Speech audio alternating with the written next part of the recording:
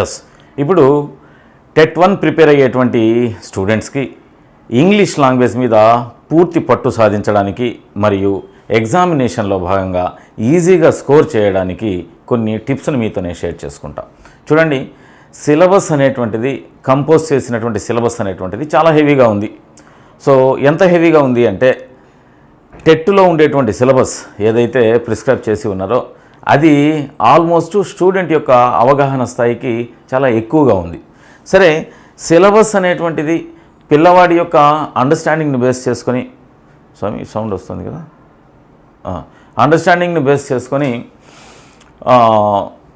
పిల్లవాడికి ఏ రకమైనటువంటి సబ్జెక్ట్ను మనం ఇచ్చినట్లయితే డైలీ లైఫ్లో హెల్ప్ అవుతుంది అనేటువంటి విషయాన్ని దృష్టిలో ఉంచుకొని సిలబస్ను హెవీగా కంపోజ్ చేసి ఉన్నారు. రైట్, ఈ సిలబస్ మీద ఏమి చదివితే మనకు రేపటి ఎగ్జామినేషన్లో తప్పనిసరిగా మార్కు రావడానికి అవకాశం ఉంది అనేటువంటి ఏరియాస్ని నేను మీ ముందుంచేటువంటి ప్రయత్నం చేస్తాను. చూడండి, సో టెట్ 1 తీసుకుంటున్నా.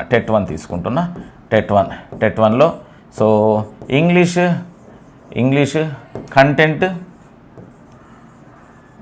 ప్లస్ పెడగాజీ, సో ఇవి రెండు ఉన్నాయి కదా. సో కంటెంట్ ఎన్ని మార్కులకు ఉంది అంటే 24 మార్కులకు ఉంది. పెడగాజీ ఎన్ని మార్కులకు ఉంది అంటే 6 మార్క్స్కి ఉంది. టోటల్గా 30 మార్క్స్కి సిలబస్ ఉంది. ఈ సిలబస్లో రేపటి ఎగ్జామినేషన్లో తప్పనిసరిగా ప్రశ్న అడగడానికి అవకాశం ఉన్నటువంటి ఏరియాస్ని నేను మీతో డిస్కస్ చేసేటువంటి ప్రయత్నం చేస్తాను. చూడండి, సో 24 మార్క్స్కి ఏమేమి చదవాలి. సో ఒక్కసారి ఇచ్చినటువంటి సిలబస్ను చూసినట్లయితే సో వెకాబులరీ,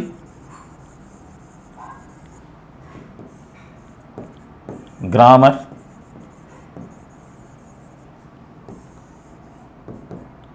కాంప్రిహెన్షన్ అనేటువంటి 3 హెడ్డింగ్ల కింద ఇచ్చినటువంటి టోటల్ సిలబస్ని మనం డివైడ్ చేసుకుంటాం. Vocabulary, grammar, comprehension. So syllabus ఇచ్చినాడు, అయితే ఎందుకు ఇచ్చినాడు అనేటువంటి ఒక చిన్న లాజికల్ సెన్స్ని మనం అటెంప్ట్ చేసిన తర్వాత ఇందులో ఏమేమి అంశాలు కవర్ అవుతాయి, ఈ హెడ్డింగ్స్ కింద ఏమేమి అంశాలు కవర్ అవుతాయి, సిలబస్ మొత్తం ఈ 3 అంశాల కిందనే ఉంది. సో ఏ అంశాలు కవర్ అయితే నేను ఒకసారి మీకు చెప్పేటువంటి ప్రయత్నం చేస్తా. చూడండి, ఏదైనా ఒక లాంగ్వేజ్ మీద పట్టు రావాలి అంటే మనకు ఈ ఎగ్జామినేషన్లో సిలబస్ని కంపోజ్ చేసినారు అంటే with the support of this composed syllabus you have to mould or nourish the future of the child in terms of English language. రేపు పిల్లవాడికి మీరు క్లాస్ రూమ్లో ఇంగ్లీష్ నేర్పించేటువంటి సందర్భంలో ఏదైతే సిలబస్ను కంపోజ్ చేసినాడో, ఎందులోనైతే మీకు స్టఫ్ ఉందో లేదో చెక్ చేయాలని ఆ సిలబస్ను పెట్టినాడో అదే సిలబస్ని లేదా అదే కంపోజ్డ్ ఐటమ్స్ ద్వారా రేపు పిల్లవాడిని మీరు ఇంగ్లీష్ పరంగా చాలా గొప్పగా తయారు చేయవచ్చు అనేటువంటిది on the whole expected goal అనమాట. సో ఇక్కడ ఏమేమి ఉన్నాయి అనేటువంటి విషయాన్ని నేను ఒక్కసారి చూస్తా. చూడండి, వొకాబులరీ, లాంగ్వేజ్. వొకాబులరీ అంటే సో గ్రూప్ ఆఫ్ వర్డ్స్ కదా. లాంగ్వేజ్ అనేటువంటిది ఏ లాంగ్వేజ్ అయినా నేర్చుకోవాలి అంటే తప్పనిసరిగా అందులో ఉండేటువంటి వర్డ్స్ను మీరు నేర్చుకోవాల్సి ఉంటుంది. వర్డ్స్ను నేర్చుకున్న తర్వాతనే పదాలను, వాటి అర్థాలను నేర్చుకున్న తర్వాతనే, పదాలను వాటిని పలికేటువంటి విధానం నేర్చుకున్న తర్వాతనే, పదాలను వాటి యొక్క స్పెల్లింగ్స్ నేర్చుకునేటువంటి విధానం తర్వాతనే, పదాలు అవి ఫామ్ అయ్యేటువంటి విధానం నేర్చుకున్నటువంటి తర్వాతనే మీరు ఆ పదాలని మీనింగ్ఫుల్గా ఒక సెంటెన్స్లో ఏ విధంగా సెట్ చేస్తారు అని సో వర్డ్ ఆర్డర్ని మీరు నేర్చుకోవాల్సి వస్తుంది. అంతే కదా. పదాల మీద అవగాహన ఉంటే మనం మాట్లాడాలనుకుంటే లాంగ్వేజ్లో ఉండేటువంటి పదాల మీద మనకు పట్టు ఉండాలి. అందుకనే వెకాబులరీని ఒక ఐటెం పెట్టి ఉన్నాడు. ఈ వెకాబులరీలో దాదాపు మనకి 14 వొకాబులరీ ఐటమ్స్ని ఇక్కడ ఇంక్లూడ్ చేసి ఉన్నారు. ఓకే, ఏంటి ఆ వొకాబులరీ ఐటమ్స్, అందులో వేటిని చదవాలి అనేటువంటి దాన్ని నేను మీకు చెప్పేటువంటి ప్రయత్నం చేస్తాను. చూడండి, 24 మార్క్స్ కదా, 24 మార్కులు కదా. తప్పనిసరిగా సో మినిమం ఆఫ్ మినిమం 20 మార్క్స్ని మనం ఎక్స్పెక్ట్ చేసేటువంటి ప్రయత్నం ఇక్కడ జరుగుతుంది. టోటల్ సిలబస్ అంతా చదవాల్సినటువంటి అవసరం లే. కంపోజ్డ్ సిలబస్లో ఏ ఏరియాస్ని మనం టచ్ చేస్తే రేపటి ఎగ్జామినేషన్లో ఆ ఏరియా మీద ప్రశ్న రావడానికి ఛాన్స్ ఉంది. అది మనం ఇక్కడ చూడాల్సింది. చూడండి, గ్రామర్. సో గ్రామర్లో కూడా ఆల్మోస్ట్ ఒక 15 ఐటమ్స్ని కంపోజ్ చేసి ఉన్నాడు. 15 ఐటమ్స్ని, 15 గ్రామటికల్ కాన్సెప్ట్స్ని మనకు కంపోజ్ చేసి ఉన్నాడు. As far as comprehension is concern, ఈ కాంప్రహెన్షన్ కిందనే మనకి రీడింగ్ కాంప్రహెన్షన్ ఒకటి వస్తుంది.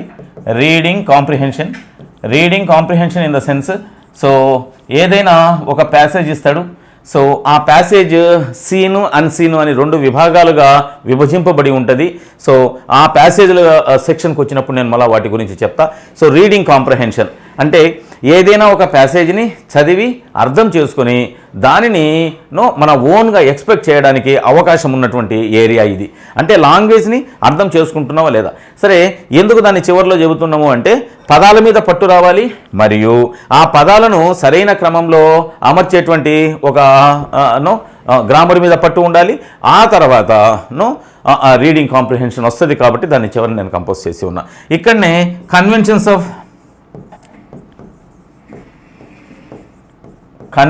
ఆఫ్ రైటింగ్ దీని కిందనే వస్తుంది.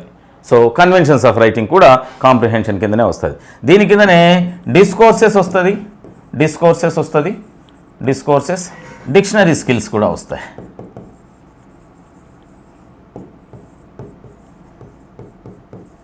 ఓకేనా.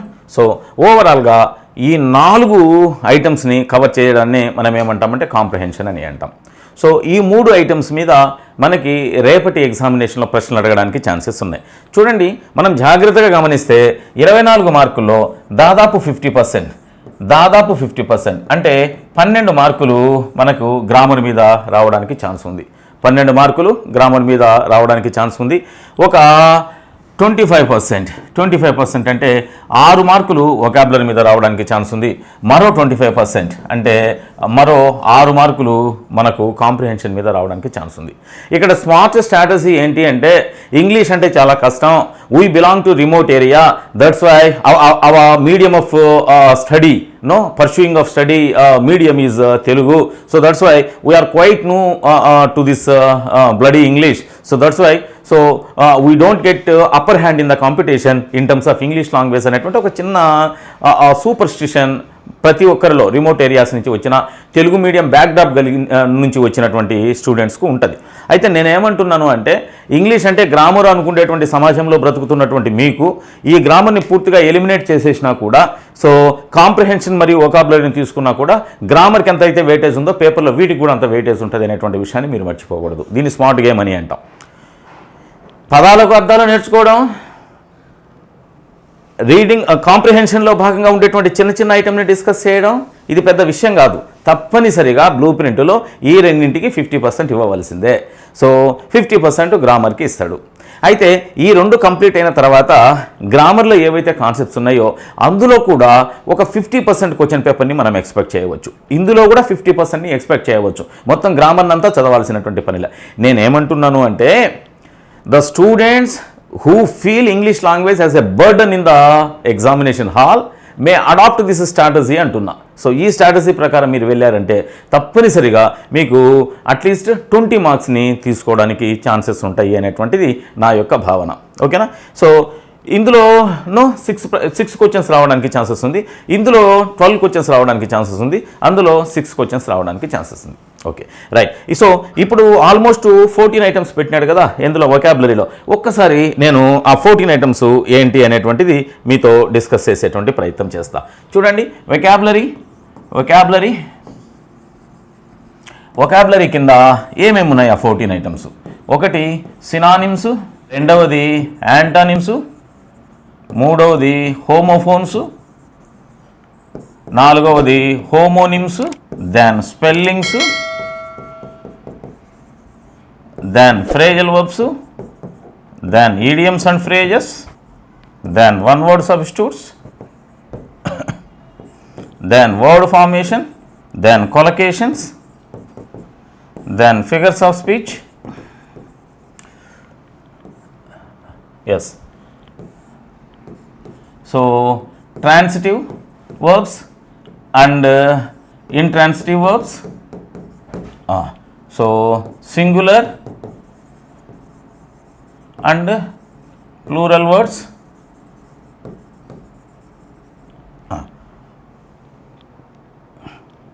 ఎస్. సో ఇవి ఓవరాల్గా వెకాబులరీలో కంపోజ్ చేసిన సిలబస్. ఓకే, టైం వేస్ట్ కాకూడదు అనేటువంటి ఉద్దేశంతో వీటిని నేను స్పీడ్గా రాయడం వల్ల ఒకవేళ ఏదైనా హ్యాండ్ రైటింగ్ కొంచెం బ్లర్గా ఉన్నా నేను తిరిగి ఎక్స్ప్లెయిన్ చేస్తాను కాబట్టి జాగ్రత్తగా చూడండి. సో ఇవి మనకు ఓవరాల్గా కంపోజ్ చేసినటువంటి సిలబస్ వెకాబులరీలో. సో ఇది ఇందులో 6 ప్రశ్నలు రావడానికి ఛాన్స్ ఉంది. అయితే ఇక్కడ సినానిమ్స్ యాంటానిమ్స్ ఉన్నాయి కదా. సినానిమ్స్ అంటే సిమిలర్ మీనింగ్, యాంటానిమ్స్ అంటే ఆపోజిట్ మీనింగ్ కలిగినటువంటి పదాలని మనం చదువుకోవాలి. అయితే ఈ లిస్ట్ని మనం ఎక్స్పెక్ట్ చేసి ఎలా చదవాలి? ఏంటి synonyms? English language is a ocean. So in this ocean, if you wanted to find certain synonymous words for your examination, it is an uphill task. చాలా కష్టమైనటువంటి పని సినానిమ్స్ని మనం సెలెక్ట్ చేసుకోవాలి అంటే. స్టూడెంట్స్ అంతా ఏమనుకుంటున్నారు అంటే, సో టెక్స్ట్ బుక్లో ఉండేటువంటి గ్లాజరీలో ఉండేటువంటి ఆ వర్డ్స్ మీనింగ్స్ ఏవైతే ఉన్నాయో వాటన్నిటిని నేర్చేసుకుంటే సరిపోతుంది అనేటువంటి ఒక ఫీల్లో ఉన్నారు. సో అది కొంతవరకు మాత్రమే కరెక్ట్. ఎగ్జాక్ట్గా అవన్నీ రావాలి అని ఏం లేదనమాట. అంటే ఈ సినానిమ్స్లో టోటల్గా ఈ మొత్తం లిస్ట్లోనే మనకు 6 క్వశ్చన్స్ వస్తాయి కదా. సినానిమ్స్లో ప్రశ్న తప్పనిసరిగా వస్తుంది అని చెప్పడానికి ఛాన్స్ లేదు. తప్పనిసరిగా ప్రశ్న వస్తుంది అనేటువంటి ఐటమ్స్ని నేను కొన్ని సెలెక్ట్ చేస్తా. ఆ తర్వాత రిమైనింగ్ ఐటమ్స్ని ఎట్లా ప్రిపేర్ కావాలనో చెప్తా. చూడండి, ఈ మొత్తం ఏరియాలో take it granted word formation మీద ప్రశ్న లేకపోతే రేపటి ఎగ్జామినేషన్లో పేపర్ సెట్ చేయడము అంత సైంటిఫిక్గా అనిపించుకోదు. ఓకే, తప్పనిసరిగా వర్డ్ ఫార్మేషన్, ప్రిఫిక్సెస్, సఫిక్సెస్ను యాడ్ చేయడం ద్వారా ఏ విధంగా మనం వర్డ్ని ఫామ్ చేస్తాం. స్క్రంబ్లింగ్ లెటర్స్ అంటే సో జిగ్జాగ్గా ఉండేటువంటి లెటర్స్ని మనం ఇస్తాడు. సో దానిని ఒక ఫైన్ వర్డ్. ఎస్, సో ఇక్కడ అనగ్రామ్ అనేటువంటిది ఒక కొత్త వర్డ్. దీంతో 14 ఐటమ్స్ అయిపోయినాయి. ఎస్, సో వెకాబులరీలో తప్పనిసరిగా ప్రశ్న వచ్చేటువంటి ఏరియాను కనుగొనేటువంటి డిస్కషన్లో మనం ఉన్నాం. వర్డ్ ఫార్మేషన్, సో ఏదైనా ఒక రూట్ వర్డ్కి ప్రిఫిక్సెస్, సఫిక్సెస్ మనం కలపడం ద్వారా ఒక కొత్త వర్డ్ని తయారు చేయవచ్చు అనేటువంటి లెవెల్ ఆఫ్ టెస్టింగ్ పక్కనే స్ట్రాట్ ఆఫ్ టెస్టింగ్ అని పక్కన ఉంది కదా. లెవెల్ ఆఫ్ టెస్టింగ్ ఏంటి, ఏమేమి చదవాలి అంటే, సో ఒక రూట్ వర్డ్కి ప్రిఫిక్స్ను కలపడం వల్ల ఏర్పడేటువంటి కొత్త అర్థం కలిగినటువంటి పదాలు, ఒక రూట్ వర్డ్కి సఫిక్స్ను కలపడం వల్ల కొత్త అర్థం ఏర్పడినటువంటి పదాలు, 2 ఇండివిజువల్గా మీనింగ్ కలిగినటువంటి వాటిని మనం కలిపి ఒక కొత్త పదాన్ని తయారు చేస్తాం. వాటిని కాంపౌండ్ వర్డ్స్ అంటాం. అటువంటి పదాలు. సో ఏదైనా ఒక వర్డ్లో ఆ లెటర్స్ని జంబుల్ చేసి లేదా స్క్రాంబుల్ చేసి, సో ఫర్ ఎగ్జాంపుల్ నేను ఇక్కడ ఒక పదం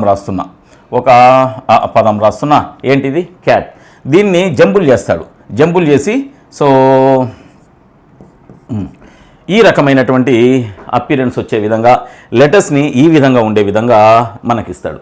సో దీనిని మనం సో ఏ రకమైనటువంటి పదం వస్తుందో కనుక్కోవాలి అనమాట. సో ఆ విధంగా కనుక్కుంటే వాటిని స్క్రాంబ్లింగ్ లెటర్స్ అని అంటాం. చూడండి, వర్డ్ ఫార్మేషన్లో prefixes, suffixes, compound words, scrambling ఈ మొత్తం అన్నిటినీ కలిపి సో తప్పనిసరిగా మీరు ఒక చిన్న ప్రయత్నం చేసినట్లయితే, so take it granted my first priority, my smart item for your examination to be appeared in the examination hall is word formation. ఇంకా ఇందులో ముఖ్యమైనది ఏంటి అంటే, ఒక నౌన్ని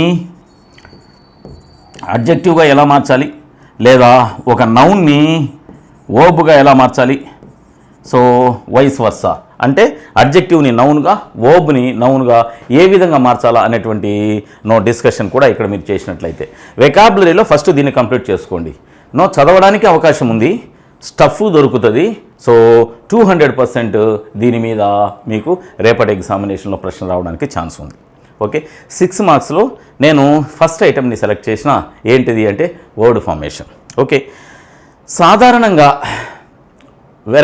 టైప్స్ ఆఫ్ వర్బ్స్లో భాగంగా మెయిన్ వర్బ్ అని, యాక్సిలరీ వర్బ్ అని, మోడల్ వర్బ్ అని, ట్రాన్సిటివ్ వర్బ్ అని, ఇంట్రాన్సిటివ్ వర్బ్ అని, ఫైనైట్ వర్బ్ అని, నాన్ ఫైనైట్ వర్బ్ అని, లింకింగ్ వర్బ్ అని, స్టేట్ వర్బ్ అని, పొసెసివ్ వర్బ్ అని రకరకాల వర్బ్స్ని మనం డిస్కస్ చేస్తాం.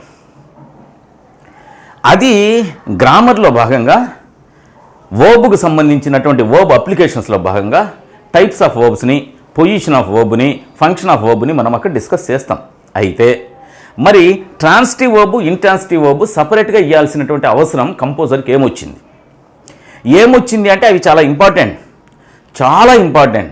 సో ఓవరాల్గా ట్రాన్సిటివ్ వర్బ్స్, ఇంట్రాన్సిటివ్ వర్బ్స్ గ్రామర్లో కలిసిపోయి వాటి యొక్క సిగ్నిఫికెన్స్ మరుగున పడిపోయింది అనేటువంటి ఉద్దేశంతో వాటిని ఫోకస్ చేసి వాటి యొక్క అప్లికేషన్స్ను డైలీ లైఫ్లో పిల్లవాడు యూటిలైజ్ చేసుకునే విధంగా చేయాలనేటువంటి ఉద్దేశంతో మనకి వాటిని హైలైట్ చేసి చూపించినాడు. తప్పనిసరిగా వీటిని చూడండి. Take it granted my next strategic choose option is transitive and intransitive verbs. ఆడ మనకు లెవెల్ ఆఫ్ టెస్టింగ్ అని పక్కన ఉంది కదా, ఒకవైపు లెఫ్ట్ సైడ్ గ్రామటికల్ కాన్సెప్ట్స్ ఇచ్చినారు కదా, వొకాబులరీ కాన్సెప్ట్స్ ఇచ్చారు కదా, ఆ తర్వాత మళ్ళీ ఆ పక్క లెవెల్ ఆఫ్ టెస్టింగ్ అని ఒకటి, స్టార్ట్ ఆఫ్ టెస్టింగ్ అని ఒకటి పెట్టి ఉన్నాడు కదా. అందులో ఏముంది అంటే ట్రాన్సిటివ్ మరియు ఇంట్రాన్సిటివ్ వర్బ్స్కు సంబంధించి ఏముంది అంటే ఐడెంటిఫికేషన్ అని ఉంది. ఐడెంటిఫికేషన్, రికగ్నిషన్ లేదు, ఐడెంటిఫికేషన్ ఉంది. అంటే సెంటెన్స్లో ఏదైనా ఒక వర్బ్ ఇచ్చినప్పుడు ఆ వర్బ్ ట్రాన్సిటివా ఇంట్రాన్సిటివా అని మీరు కనుక్కోగలగాలి. సో ట్రాన్సిటివ్ వర్బ్ ఎలా ఉంటుంది, ఇంట్రాన్సిటివ్ వర్బ్ ఎలా ఉంటుంది, సబ్జెక్ట్ అంటే ఏంటి, ప్రెడికేట్ అంటే ఏంటి, సబ్జెక్ట్ అంటే ఏంటి, ఆబ్జెక్ట్ అంటే ఏంటి, వర్బ్ ఆబ్జెక్ట్ను కలిగినప్పుడు ఏమంటాం, లేనప్పుడు ఏమంటాం, వర్బ్ ఆబ్జెక్ట్ లేనటువంటి వర్బ్స్ని మీరు లిస్టు తయారు చేసుకొని వాటి మీద ప్రాక్టీస్ చేసినట్లయితే మ్యాటర్ ఆఫ్ 1 అవర్ అవగాహన లేనటువంటి వాళ్ళకి కూడా 1 గంటలో దాని మీద పూర్తి సమాచారం మీకు దొరికేటువంటి అవకాశం ఉంది. అయితే ఇక్కడ నేను ఇంకొక ఆస్పెక్ట్లో కూడా మీకు సర్వ్ చేయాలనుకుంటున్నా. ఏంటిది అంటే మన వీడియోను మీరు చూసినప్పుడు ఆ వీడియోలో మీకు ఏదైనా బ్లర్గా లేదా మరింత సమాచారం కావాలని కానీ లేదా సో నేను చెప్పినటువంటి స్ట్రాటజీ మీరు అప్లై చేసినప్పుడు if you are feeling discomfort with that strategy, that means sources వెతుక్కోలేక ఎక్కడుందో తెలియక టైం అంతా వేస్ట్ అయిపోతుందని మీకు అనిపించినప్పుడు వెంటనే ఒక మెసేజ్ డ్రాప్ చేయండి. నేను వీలైతే టోటల్ ఫైల్ అటాచ్ చేస్తా, లేదు అంటే మీ వాట్సాప్ నెంబర్ పెట్టినా కూడా అందులో టోటల్ ఇన్ఫర్మేషన్ని మీకు పంపించేటువంటి ప్రయత్నం చేస్తాను. అంటే నేను ఏమంటున్నా, ట్రాన్సిటివ్ ఇంట్రాన్సిటివ్ వర్బ్స్ డెఫినేషన్ తెలుసుకున్న తర్వాత ట్రాన్సిటివ్ ఇంట్రాన్సిటివ్ వర్బ్స్ను సెంటెన్స్లో ఐడెంటిఫై చేసిన తర్వాత ఆ ఐడెంటిఫికేషన్ తర్వాత రేపటి ఎగ్జామినేషన్లో క్వశ్చన్ ఎలా వస్తుంది తెలియకపోతే రేపటి ఎగ్జామినేషన్లో ట్రాన్సిటివ్ వర్బ్స్ ఇంట్రాన్సిటివ్ వర్బ్స్ ఒక లిస్టు కావాలి మాకు అని అనిపించిన తప్పనిసరిగా నాకు మెసేజ్ చేయండి. నేను వాటిని మీకు పంపించేటువంటి ప్రయత్నం చేస్తా. ఇది రెండవ ఏరియా. ఏమంటున్నా నేను, టోటల్గా 6 క్వశ్చన్స్ వస్తాయి. ఆ 6 క్వశ్చన్స్లో మనం టోటల్గా 14 ఐటమ్స్ను ప్రిపేర్ అయ్యి అలసిపోయేదానికంటే ముందు టాప్ ప్రియారిటేటివ్గా మీరు వీటిని తీసుకోండి. సో వీటి సహాయంతో మనం 50% వెకాబులరీ ఐటమ్స్ మీద గ్రిప్ సంపాదించవచ్చు, క్వశ్చన్ పేపర్ మీదనే గ్రిప్ సంపాదించవచ్చు. ఓకేనా? నెక్స్ట్ నేను థర్డ్ కొటేషన్కి వెళ్తున్నా. సో థర్డ్ కాన్సెప్ట్కి వెళ్తున్నా. నా థర్డ్ కాన్సెప్ట్ ఏంటంటే అనాగ్రామ్స్. మనకి మన సిలబస్లో 3rd క్లాస్ నుంచి 10th క్లాస్ టెక్స్ట్ బుక్ సిలబస్లో చూడండి, టెక్స్ట్ బుక్లో ఉండేటువంటి గ్రామటికల్ కాన్సెప్ట్స్ను టెట్ ఎగ్జామినేషన్కి చదవకూడదు. ఆ గ్రామటికల్ కాన్సెప్ట్స్ లేదా వొకాబులరీ ఐటమ్స్ను ఎక్స్పీరియన్స్ చేసి అటువంటి వాటిని మనం తయారు చేసుకోవాలి. అంతే తప్పి జనరల్ ఎగ్జామినేషన్ టెట్ అనేటువంటిది బుక్ ఓరియంటెడ్ కాదు, text book oriented examination DSC అవుతుంది. సో టెట్ 1 వాళ్ళకి ఇదే సిలబస్ను డిఎస్సిలో కూడా పెడతాడు. అప్పుడు మనం స్ట్రాటజీ మార్చాలి. ఇక్కడ జనరల్గా వీటి మీద అవగాహన తీసుకొని ఆ తర్వాత టెక్స్ట్ బుక్ మీద మనం పట్టు సాధించే ప్రయత్నం చేయాలి. సాధారణంగా స్టూడెంట్స్ ఏం చేస్తుంటారంటే టెట్కి మరియు డిఎస్సికి రెండింటికి కంగ్లామరేట్ ప్రిపరేషన్ చేయాలనేటువంటి ఉద్దేశంతో సో జనరల్గా వచ్చేటువంటి గ్రామర్, టెక్స్ట్ బుక్ గ్రామర్ రెండింటిని కలిపి చదువుకుంటూ ఉంటారు. అది ప్లస్ అవుతుంది. కానీ నేనేమంటున్నా, if you want to specify the level of testing in the TET question paper, go with general concepts, not with text book items which were composed by our SCERT professors. So ఇక్కడ జనరల్గా తీసుకోవాలి. Anagrams, then palindromes, then acronyms, then reduplicated words, చాలా రకాల వర్డ్స్ని మనకు text బుక్లో ఇచ్చి ఉన్నారు. So ఈ అనాగ్రామ్స్ ఎక్కువ ఉండవు, ఒక చిన్న లిస్టు ఉంటుంది. ఆ లిస్ట్ని మీరు కంప్లీట్ చేయగలిగినట్లయితే ప్రశ్న రావడానికి ప్రాబబిలిటీ చాలా ఎక్కువగా ఉంటుంది. సో నేను నెక్స్ట్ ఐటమ్కి దేనికి వెళ్తున్నానంటే, so singular and plural words. Parts of స్పీచ్లో నంబర్ బేస్డ్ ఏంటి అంటే నౌన్సే. ఆ నౌన్స్లో కూడా మెజారిటీ ఏ నౌన్స్ నంబర్ బేస్డ్ అంటే కామన్ నౌన్సే. ఈ కామన్ నౌన్స్ సింగులర్ ప్లూరల్ అనేటువంటి నంబర్ ఆధారంగా మనం డివిజన్ చేస్తాం. సో సింగులర్ ప్లూరల్ వర్డ్స్ని ఇక్కడ చూడండి. ఓకే, సో కామన్ నౌన్స్ యొక్క ప్లూరల్ ఫామ్ని ఇక్కడ నేర్చుకునేటువంటి ప్రయత్నం చేయండి. సాధారణంగా ఎస్ని యాడ్ చేయడం ద్వారా, ఈఎస్ని యాడ్ చేయడం ద్వారా చాలా సింగులర్ నౌన్స్ ప్లూరల్ ఫామ్లోకి మారుతాయి. ఇటువంటి వాటిని రెగ్యులర్ ప్లూరల్స్ అని అంటాం. అలా కాకుండా సింగులర్లోనూ ప్లూరల్లోనూ ఒకే రూపాన్ని కలిగినటువంటి కామన్ నౌన్స్ కూడా ఉంటాయి. ఫిష్ కానీ, డీర్ కానీ, ఇటువంటి వాటిని ఒక లిస్ట్ అవుట్ చేయండి. ఇవే కాకుండా వేరే లాంగ్వేజెస్ నుంచి మన లాంగ్వేజ్లోకి వచ్చినటువంటి ఫారెన్ లాంగ్వేజ్ టర్మ్స్, అది లాటిన్ నుంచి కావచ్చు, ఫ్రెంచ్ నుంచి కావచ్చు, సో గ్రీక్ నుంచి కావచ్చు, కొన్ని టర్మ్స్ వచ్చి ఇంగ్లీష్లోకి ఎంటర్ అయి ఉంటాయి. సో వాటిని కూడా చూడండి. ఇలా రకరకాల సింగులర్ ప్లూరల్ చూడండి. ముఖ్యంగా లాటిన్ వర్డ్స్ లేదా అదర్ లాంగ్వేజ్ కామన్ నౌన్స్ ఇంగ్లీష్లోకి ఎంటర్ అయ్యి అవి ఇంగ్లీష్ టర్మ్స్గా చలామణి అవుతుంటాయి. వాటిని ఒక్కసారి చూడండి. For example medium, media, phenomena, criteria లాంటి పదాలు వస్తూ ఉంటాయి. సో అవి నేను ఈ సైడ్ చెప్పినటువంటివి సింగులర్స్, ఈ సైడ్ చెప్పినటువంటి ప్లూరల్స్. సింగులరు ప్లూరల్లో భాగంగా మీరేం చేస్తారు అంటే ఇర్రెగ్యులర్ ప్లూరల్స్ని మీరు శ్రద్ధగా చదివేటువంటి ప్రయత్నం చేయండి. తప్పనిసరిగా ఒక ప్రశ్న రావడానికి ఛాన్స్ ఉంది. వెకాబులరీలో మొత్తం లిస్ట్ అంతా చూసి మీరు భయపడవలసినటువంటి అవసరం లేదు. పేపర్ సెటర్ యొక్క ప్రియారిటీస్ని నేను యాంటిసిపేట్ చేస్తున్నా. సో నా యాంటిసిపేషన్ రేపటి ఎగ్జామినేషన్లో ఎంతవరకు వర్కౌట్ అవుతుందని మీరు ఎక్స్పీరియన్స్ చేయగలరు. సో ఫస్ట్ వర్డ్ ఫార్మేషన్ని కంప్లీట్ చేసుకోండి. తర్వాత ట్రాన్సిటివ్, ఇంట్రాన్సిటివ్ వర్డ్స్ యొక్క ఐడెంటిఫికేషన్ చూడండి. ఆ తర్వాత అనగ్రామ్స్, పాలిండ్రోమ్స్ మన టెక్స్ట్ బుక్లో ఇచ్చినవి ఒక్కసారి చూడండి. So what is an anagram అనేటువంటిది నేను కంప్లీట్ వీడియో చేసి మీకు పెడతా. అయితే నేనేమంటున్నా, సో ఆ వీడియో పెట్టినంత వరకు కాకుండా మీరు ప్రియారిటేటివ్స్ను ఒక్కసారి లిస్ట్ అవుట్ చేసుకోండి. ఎప్పుడు కూడా కంపోజర్ ఇచ్చినటువంటి సిలబస్లో మొదటి నుంచి చివరి వరకు చదవడం కాంపిటేటివ్ ఎగ్జామినేషన్లో సెట్ అయ్యేటువంటి స్ట్రాటజీ కాదు. ప్రియారిటేటివ్ డెన్సిటీ ఉన్నటువంటి ఏరియాస్ని మనం ఐడెంటిఫై చేయాలి. సో అదే పనిలో నేను ఇప్పుడు చేస్తున్నా. సో నెక్స్ట్ ఏం చేస్తారు అంటే కొలకేషన్స్ చూడండి. కొలకేషన్స్ అనేటువంటివి ఇంగ్లీష్ లాంగ్వేజ్లో ప్రస్తుతం ట్రెండింగ్లో ఉన్నటువంటి వెకాబులరీ ఐటమ్స్. సో బిజినెస్ కొలకేషన్స్ అని, కంపెనీ కొలకేషన్స్ అని, ఎడ్యుకేషనల్ కొలకేషన్స్ అని, టెక్నికల్ కొలకేషన్స్ అని రకరకాల కొలకేషన్స్. కొలకేట్ అంటే కంబైన్ అనే అర్థం, కొలకేట్ అంటే మింగిల్ అనే అర్థం. అంటే విడివిడిగా ఉన్నటువంటి కొన్ని పదాలని మనం మింగిల్ చేసి వాటిని ఆ మింగిల్డ్ యూనిట్స్ ఏవైతే ఉన్నాయో వాటిని కలిపి ఒకే యూనిట్గా మనం డైలీ లైఫ్లో యూస్ చేస్తూ ఉంటాం. సో అటువంటి వాటిని కొలకేషన్స్ అని అంటాం. కొలకేషన్స్ని యూస్ చేసేటప్పుడు మీరు తప్పనిసరిగా కొలకేషన్స్ని ప్రిపేర్ అయ్యేటప్పుడు మీరు తప్పనిసరిగా నౌను కొలకేషన్స్ ఏమున్నాయో చూడండి. అడ్జెక్టివ్ నౌను కొలకేషన్స్ ఏమున్నాయో చూడండి. వర్బు నౌను కొలకేషన్స్ ఏమున్నాయో చూడండి. ఆ తర్వాత నౌను ప్రిపోజిషన్స్ కొలకేషన్స్ ఏమున్నాయో చూడండి. సో సాధారణంగా పార్ట్స్ ఆఫ్ స్పీచ్లో కొన్ని పదాలు అంటే నౌన్ కానీ, మెయిన్ వర్బ్ కానీ, అడ్జెక్టివ్స్ కానీ, అడ్వర్బ్స్ కానీ కొలకేషన్స్గా ఏర్పడడానికి ఛాన్సెస్ ఎక్కువగా ఉన్నాయి. సో ప్రొనౌన్స్ కానీ, ప్రిపోజిషన్స్ కానీ, కంజంక్షన్స్ కానీ, ఇంటర్జెక్షన్స్ కానీ ఇవి కొలకేషన్లోకి రావడానికి అవకాశాలు తక్కువ. అయితే ప్రిపోజిషన్స్ అనేటువంటివి రిలేటివ్ వర్డ్స్ కదా. అంటే నౌను, ప్రొనౌను, మెయిన్ వర్బ్ లాంటి పదాలు సెంటెన్స్లో ఉన్నప్పుడు వాటి మధ్య రిలేషన్ను తెలియజేసేటువంటి పదాలు ప్రిపోజిషన్స్ కదా. కాబట్టి ప్రిపోజిషన్స్ ఈ కంజంక్షన్స్, ఈ హెల్పింగ్ వర్బ్స్, ఈ ప్రొనౌన్స్, ఈ ఆర్టికల్స్ కంటే ఇంకొంచెం డామినేటెడ్గా మనకు కొలకేషన్స్లో కనపడడానికి ఛాన్స్ ఉంటుంది. అయితే విడివిడిగా ఉండేటువంటి పదాలు వాటి గ్రామటికల్ కేటగిరీ ఏంటో మీరు కనుక్కోవాలి. గ్రామటికల్ కేటగిరీ కనుక్కొని కొలకేషన్స్ని మీరు ప్రాక్టీస్ చేస్తే సరిపోతుంది. కొలకేషన్స్ రావాలి అంటే పార్ట్స్ ఆఫ్ స్పీచ్ మీద మీకు పట్టుండాలి గ్రామర్లో. సో ఎనీహౌ నేను చెప్పినట్లు word plus word, noun plus noun, adjective plus noun plus verb లాంటి కొలకేషన్స్ను కొన్నింటిని మీరు చూసేటువంటి ప్రయత్నం చేయండి. If you are not able to identify these collocations in the resources which you have, మీ దగ్గర ఉన్నటువంటి పుస్తకాలలో ఈ కొలకేషన్స్ మీకు కనపడకపోతే immediately drop a message with my laborious effort I can make you success with my sharings. ఓకేనా? So message పెట్టండి, దానికి నేను పంపించేటువంటి ప్రయత్నం చేస్తాను. సాధారణంగా సో ఇవి నేను ఫైవ్ ఐటమ్స్ని చూసిన. సో ఇప్పుడు నెక్స్ట్ ఐటమ్గా నేను హోమోనిమ్స్కి వెళ్తున్నా.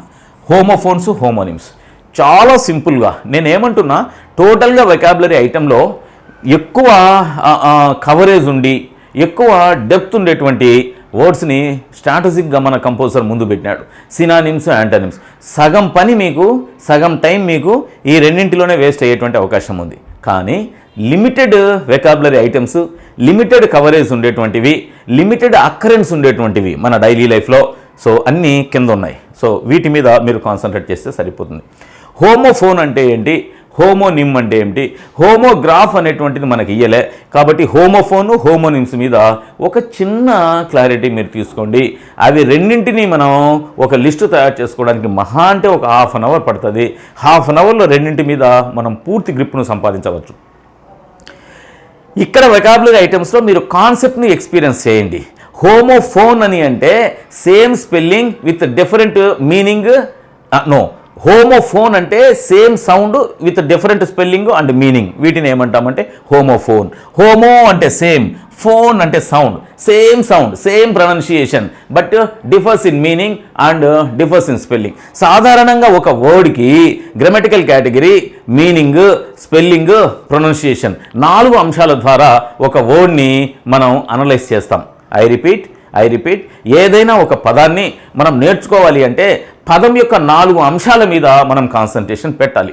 ఏంటా 4 అంటే, నెంబర్ 1 దాని యొక్క స్పెల్లింగ్, నెంబర్ 2 దాని యొక్క ప్రొనౌన్సియేషన్, నెంబర్ 3 దాని యొక్క మీనింగ్, నెంబర్ 4 దాని యొక్క గ్రామటికల్ కేటగిరీ, అంటే అది నౌనా, మెయిన్ వర్బా, అడ్వర్బా, అడ్జెక్టివా, ఈ అంశాలు అనమాట. సో ఈ 4 ఒక వర్డ్కి సంబంధించినటువంటి ప్రైమరీ ప్రాపర్టీస్. వాటిని బేస్ చేసుకొని ఒకే రకమైనటువంటి సౌండ్ ఉండేటువంటి 2 పదాలు, వాటి యొక్క స్పెల్లింగ్లోను వాటి యొక్క మీనింగ్లోను సో డీవియేషన్ మనకు చూపిస్తే అటువంటి వాటిని హోమోఫోన్స్ అని అంటాం. సో ఈ విధంగా హోమోఫోన్స్ మీరు లిస్టు తయారు చేసుకోండి. అదేవిధంగా హోమోనిమ్స్ అంటే ఏంటి డిఫైన్ చేయమని మనకు సెవెరల్ సర్చింగ్ ఇంజిన్స్ ఉన్నాయి. సో వాటి ద్వారా మీరు తీసుకోండి. ఏది కాకపోతే వాట్ ఈజ్ హోమోనిమ్, సో ఎగ్జాంప్లిఫై అని కానీ లేకపోతే ప్రొవైడ్ ఏ లిస్ట్ అని కానీ నాకు ఒక మెసేజ్ ఇవ్వండి, నేను మీకు ఇచ్చేటువంటి ప్రయత్నం చేస్తా. సో ఇది నా నెక్స్ట్ ఐటమ్. ఓవరాల్గా 6 ఐటమ్స్ నేను ఐడెంటిఫై చేసిన. అయితే ఈ 6 ఐటమ్స్ని మొదట కంప్లీట్ చేసుకొని ఆ తర్వాత రిమైనింగ్కి మీరు వెళ్ళినట్లయితే సో తప్పనిసరిగా మీకు so 70 to 80% question paper so ఈ 6 ఐటమ్స్లోనే ఉంటుంది. సో 1, 2 వీటిలో పడడానికి ఛాన్స్ ఉంది. సో దీని తర్వాత నేను 7th ఐటమ్గా ఎక్కడికి వెళ్తున్నానంటే స్పెల్లింగ్లోకి వెళ్తున్నా. ఈ స్పెల్లింగ్లో భాగంగా American and British spelling variations నా ఫేవరెట్ ఏరియా. స్పెల్లింగ్లో భాగంగా స్పెల్లింగ్ అనేటువంటిది మిస్స్పెల్డ్ వర్డ్ని కనుక్కోమని అడుగుతాడు. అయితే ఎన్ని మిస్స్పెల్డ్ వర్డ్స్ని మనం కనుక్కుంటాం. అందుకనే అమెరికన్ స్పెల్లింగ్ బ్రిటిష్ స్పెల్లింగ్కు మధ్య ఉండేటువంటి ఒక చిన్న డిఫరెన్స్ని మీరు ఐడెంటిఫై చేయండి ఇందులో భాగంగా. సో తప్పనిసరిగా ఆడ ప్రశ్న రావడానికి ప్రాబబిలిటీ ఉంది. సో ఓవరాల్గా నేను ఒక 6 ఐటమ్స్. సో చూడండి, సో వర్డ్ ఫార్మేషన్ని జాగ్రత్తగా చూడండి, అండ్ దెన్ ట్రాన్సిటివ్ ఇంట్రాన్సిటివ్ వర్బ్ని జాగ్రత్తగా చూడండి. సింగులర్ అండ్ ప్లూరల్ వర్డ్స్, ఆ ప్లూరల్ వర్డ్స్లో కూడా ఇర్రెగ్యులర్ ప్లూరల్స్లో కూడా plurals migrated from other languages into English. So వాటి మీద కాన్సన్ట్రేట్ చేయండి. అనగ్రామ్సే కాకుండా పాలిండ్రోమ్స్ కూడా చూడండి. ఇవే కాకుండా యాక్రోనిమ్స్ కూడా చూడండి. సో ఓవరాల్గా విచిత్రమైనటువంటి కొన్ని పదాలను మన టెక్స్ట్ బుక్లో ఇచ్చి ఉన్నాడు. సో వాటిని కూడా కాన్సన్ట్రేట్ చేయండి. నెక్స్ట్ కొలకేషన్స్ చూడండి. ఆ తర్వాత సో హోమోఫోన్స్ హోమోనిమ్స్ జంటగా ప్రిపేర్ కండి. విడివిడిగా ఇచ్చినప్పటికీ అవి 2 ఒకే జాతికి చెందినటువంటి ఒకే రకమైన కేటగిరీకి చెందినటువంటి సో డెఫినేషన్లో 1-2 పదాలు మారడం వల్ల ఏర్పడుతున్నటువంటి వొకాబులరీ ఐటమ్స్ కదా. సో నెక్స్ట్ వాటిని చూడండి. ఇక మనం జనరల్గా సినానిమ్స్లో ఏం చూడాలి అంటే కాంటెక్చువల్ మీనింగ్ని చూడండి. మొత్తం సినానిమ్స్ అన్నింటినీ చూడగాకండి. సో కాంటెక్చువల్ మీనింగ్స్ ఉంటాయి మన టెక్స్ట్ బుక్లో. కాంటెక్చువల్ మీనింగ్స్ అంటే ఆ లెసన్లో ఏదైనా ఒక వర్డ్కి లెసన్లో ఉన్నటువంటి థీమ్ ఆధారంగా ఒక అర్థాన్ని తీసుకుంటుంది ఆ పర్టికులర్ టర్మ్. దానినే కాంటెక్చువల్ మీనింగ్ అని అంటాం.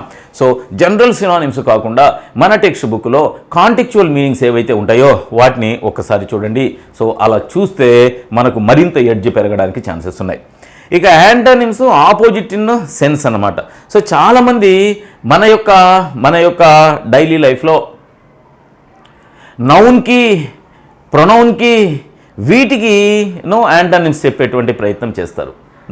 సో జనరల్ సెన్స్ ఏంటి అంటే మెయిన్ వర్బ్స్, అడ్జెక్టివ్స్, అడ్వర్బ్స్ వీటికి మాత్రమే యాంటోనిమ్స్ ఉంటాయి. మ్యాన్ అంటే ఉమెన్ అని, బాయ్ అంటే గర్ల్ అని చెప్పేటువంటి ఆ సంస్కృతి నుంచి బయటికి రండి. నౌన్స్కి ఎటువంటి పరిస్థితుల్లో మనకు యాంటోనిమ్స్ని చెప్పలేం. అవి ఆపోజిట్ జెండర్కు సంబంధించినటువంటి పదాలుగానే మనం భావించాలి. చిన్న లాజిక్ని చూడండి. అయితే యాంటనిమ్స్లో మీరు ఏం చేస్తారు అంటే ప్రిఫిక్సెస్ ద్వారా ఏర్పడినటువంటి యాంటనిమ్స్ మీద గట్టిగా కృషి చేయండి. ఏదైనా ఒక రూట్ వర్డ్కి ప్రిఫిక్షియల్ పార్ట్ని యాడ్ చేయడం వల్ల ఆ రూట్ వర్డ్కి పూర్తిగా విభేదించేటువంటి లేదా అర్థం పరంగా చాలా వ్యతిరేకంగా ఉండేటువంటి ఒక పదం ఏర్పడుతుంది. సో వాటిని ప్రిఫిక్సెస్ అని అంటాం. ఆ ప్రిఫిక్సెస్ చూడండి, ఓకేనా. సో ఫ్రేజల్ వర్బ్స్ ఉన్నాయి. ఈ ఫ్రేజల్ వర్బ్స్లో ఏం చేస్తారు అంటే మేజర్గా డైలీ లైఫ్లో ఉండేటువంటి కొన్ని మేజర్ వర్బ్స్ని తీసుకోండి. So verbs for example call, CALL call, look, break, put, so and so. చూడండి, కాల్, లుక్, బ్రేక్, పుట్ లాంటి మేజర్ వర్బ్స్ సహాయంతో ఏర్పడేటువంటి ఫ్రేజల్ వర్బ్స్ని ఒక లిస్టు తయారు చేసుకోండి. సో 99% వాటిలోనే మనకి ఇక్కడ ఫ్రేజల్ వర్బ్ని అడగడానికి ఛాన్స్ ఉంది. నేను ఏమంటున్నా, నేను కొన్ని ఐటమ్స్ని ఒక 7 ఐటమ్స్ నేను ఐడెంటిఫై చేసిన, మిగిలిన వాటిని ఒకవేళ మీరు బర్డన్గా ఫీల్ అయితే, ఒకవేళ మీరు స్మార్ట్ అనాలిసిస్ చేసి ఇంత తక్కువ సమయంలో ఎక్కువ మార్కులను సంపాదించాలనేటువంటి ఐడియా మీకుంటే ఈ స్ట్రాటజీని మీరు అడాప్ట్ చేసుకున్నట్టయితే చాలా వరకు మంచి జరగడానికి ఛాన్సెస్ ఉంటుంది, ఓకేనా. సో ఇక ఫిగర్స్ ఆఫ్ స్పీచ్లో సిమిలీ చూడండి, మెటాఫర్ చూడండి, పర్సానిఫికేషన్ చూడండి, పర్సానిఫికేషన్ సో పర్సానిఫికేషన్ ఇవి మేజర్గా చూడండి. అప్ టు 8th స్టాండర్డ్ అంటే ఇప్పుడు 3rd క్లాస్ నుంచే ఫిగర్స్ ఆఫ్ స్పీచ్ను ఐడెంటిఫై చేసేటువంటి పోయమ్స్ ఉన్నాయి. అయితే నేనేమంటున్నా, సిమిలీ, మెటాఫర్, పర్సానిఫికేషన్ ఇవి మేజర్గా మనకు రావడానికి అవకాశం ఉన్నటువంటి ఫిగర్స్ ఆఫ్ స్పీచ్. నేను ఫిగర్స్ ఆఫ్ స్పీచ్ ఒక కంప్లీట్ వీడియో చేస్తా. అది కేవలం టెట్ 1 వాళ్ళకి మాత్రమే కాకుండా టెట్ 2 లిటరరీ ఆస్పిరెంట్స్ కూడా, అంటే ఇంగ్లీష్ లాంగ్వేజ్ 2A ప్రిపేర్ అవుతున్నటువంటి వాళ్ళకి కూడా సో హెల్ప్ అయ్యేటువంటి వీడియో చేస్తా. అందులో వీటి మీద ఎలాబొరేటెడ్ డిస్కషన్ చేసినప్పుడు, విత్ ఎగ్జాంపుల్స్ చేసినప్పుడు మీరు ఎక్స్పీరియన్స్ కావడానికి ఛాన్సెస్ ఉంది, ఓకేనా. So this is the way how vocabulary has to be prepared for your examination. మరొక్కసారి నేను బ్రీఫ్ చేసేటువంటి ప్రయత్నం చేస్తున్నా. వెకాబులరీ ఐటమ్స్ అంటే గ్రూప్ ఆఫ్ వర్డ్స్ అని. లాంగ్వేజ్లో వర్డ్స్ నేర్చుకున్న తర్వాతనే ఆ వర్డ్స్ని సెంటెన్స్ ఫార్మేషన్లోకి తీసుకెళ్లేటువంటి యాక్టివిటీలోకి మనం ఎంటర్ కావాలి. కాబట్టి లాంగ్వేజ్లో వర్డ్స్ నేర్చుకోవడం చాలా ముఖ్యమైనటువంటి ఉద్దేశంతో మీ గ్రామటికల్ కంటెంట్లో భాగంగా 24 మార్కుల కంటెంట్లో మొట్టమొదట వెకాబులరీ పెట్టినాడు. ఇక టోటల్గా 14 ఐటమ్స్ ఉన్నాయి. ఆ 14 ఐటమ్స్ని మీరు చదువుతూ కూర్చుంటే ఎక్కువ టైం తీసుకునేటువంటి ఏరియాస్ కూడా దీంట్లో ఉన్నాయి. కాబట్టి సో మీకు టైము కొంచెం ఎక్కువ కన్జంప్షన్ కావడానికి ఛాన్స్ ఉంది. చాలా తక్కువ టైంలోనే ఎక్కువ మార్కులు లేదా పూర్తి అవగాహన తీసుకునేటువంటి ఒక స్ట్రాటజీని నేను మీ ముందుకు ఉంచేటువంటి ప్రయత్నం చేస్తున్నా. ఈ 14 ఐటమ్స్లో మొదట వర్డ్ ఫార్మేషన్ తీసుకోండి, తర్వాత ట్రాన్సిటివ్ ఇంటాన్సిటివ్ వర్బ్స్ తీసుకోండి, ఆ తర్వాత సింగులర్ ప్లూరల్ వర్డ్స్ని తీసుకోండి. అంటే నౌన్స్లో ఉంటాయి, ప్రొనౌన్స్లో ఉంటాయి, సింగులర్ ప్లూరల్స్. ఆ ప్లూరల్స్ సింగులర్స్ మీద ఒక అవగాహన తీసుకోండి. ప్లూరల్స్లో కూడా so words are plurals from other languages entered English language and became English words కొన్ని ఉన్నాయన్నమాట. సో వాటి మీద మీరు క్లారిటీ తీసుకునేటువంటి ప్రయత్నం చేయండి. విచిత్రమైనటువంటి కొన్ని వర్డ్స్ ఉన్నాయి, అనగ్రామ్స్, ప్యాలిండ్రోమ్స్, రెడిప్లికేటెడ్ వర్డ్స్ అని కొన్ని ఉన్నాయి. సో వాటి మీద ఒక అవగాహన తీసుకునేటువంటి ప్రయత్నం చేయండి. హోమోఫోన్స్, హోమోనిమ్స్ మీద ఈ 2 ఒకేసారి మీరు ప్రిపేర్ అయ్యేటువంటి ప్రయత్నం చేయండి. అండ్ దెన్ స్పెల్లింగ్స్లో కూడా అమెరికన్, బ్రిటిష్ స్పెల్లింగ్స్ని చూడండి. ఇవి అయిన తర్వాత మీరు రిస్క్ తీసుకోకూడదు అని అనిపిస్తే ఫిగర్స్ ఆఫ్ స్పీచ్లో సిమిలీ, మెటాఫర్, పర్సానిఫికేషన్ చూడండి. ఫ్రేజల్ వర్బ్స్లో కాలు, లుక్, బ్రేక్, పుట్టు మరికొన్ని డైలీ లైఫ్లో ఎక్కువగా కనపడేటువంటి వర్బ్స్, మెయిన్ వర్బ్స్. ఆ మెయిన్ వర్బ్స్ సహాయంతో ఏర్పడేటువంటి ఫ్రేజల్ వర్బ్స్ను ఒకసారి చూసేటువంటి ప్రయత్నం చేయండి. స్పెల్లింగ్లో అమెరికన్ ఇంగ్లీష్కు, బ్రిటిష్ ఇంగ్లీష్కు ఈ 2 స్టైల్స్కి మధ్యలో ఉండేటువంటి డిఫరెన్షియేట్ చేయగలిగినటువంటి స్పెల్లింగ్స్ అమెరికన్, బ్రిటిష్ ఇంగ్లీష్లో ఉంటాయి. వాటిని మీరు లిస్ట్ అవుట్ చేసుకోండి. సో యాంటానిమ్స్లో ముఖ్యంగా ప్రిఫిక్సెస్తో వచ్చేటువంటి యాంటానిమ్స్ని చూడండి. ప్రిఫిక్సెస్తో వచ్చేటువంటి యాంటానిమ్స్, సినానిమ్స్తో కాంటెక్చువల్ మీనింగ్స్ వచ్చేటువంటి సినానిమ్స్ని మీరు శ్రద్ధగా చదివితే సరిపోతుంది. ఇప్పుడు నేను నెక్స్ట్ ఐటెంకి వెళ్ళిపోతున్నా. ఏంటది అంటే how to prepare grammar. Yes, చూడండి, గ్రామర్ నా యొక్క అనాలిసిస్ ప్రకారము ఇందులో 12 నుంచి 13 ప్రశ్నలు రావడానికి ఛాన్స్ ఉంది. ఒక ప్రశ్న వొకాబులరీలో తగ్గచ్చు, ఒక ప్రశ్న గ్రామర్లో పెరగవచ్చు. లేదా గ్రామర్లో ఒక ప్రశ్న తగ్గచ్చు, కాంపోజిషన్లో ఒక ప్రశ్న పెరగచ్చు, కొంచెం అటు ఇటుగా. సో ఒక 10% ఛాన్సెస్ ఉంటాయి సో అటు ఇటుగా మారడానికి. ఈ 12లో భాగంగా మనకి మొత్తం ఇంగ్లీష్లో ఉండే గ్రామర్ అంతా ఇచ్చేసినాడు. పార్ట్స్ ఆఫ్ స్పీచ్ దగ్గర నుంచి చిట్ట చివరి క్లాజెస్ వరకు ఇచ్చినారు. ఓకే, సో ఇందులో మనం స్మార్ట్గా ప్రిపేర్ కావడం ఎలా, సో కనీసము ఒక 50% క్వశ్చన్ పేపర్ని ఎగ్జామినేషన్ హాల్కి వెళ్ళక ముందే ఎక్స్పెక్ట్ చేయడం ఎలా అనేటువంటి ఒక చిన్న విషయాన్ని నేను మీతో డిస్కస్ చేస్తా. చూడండి, ఇక్కడ మీరు వర్బ్స్లో మీ యొక్క ప్రిపరేషన్ స్టార్ట్ చేస్తే రేపటి ఎగ్జామినేషన్లో మీకు అప్పర్ హ్యాండ్ రావడానికి ఛాన్స్ ఉంది.